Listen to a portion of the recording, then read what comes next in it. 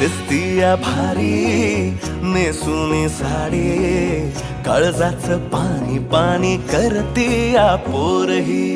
आता क्यूट वाली गावरान बोली, खट्याळ थोडी माझ्या काळजाची चोरही.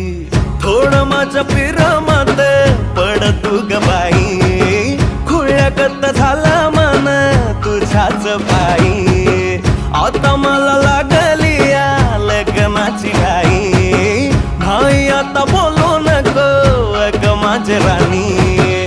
होशील का या पठ्याची सोबर घरवाली.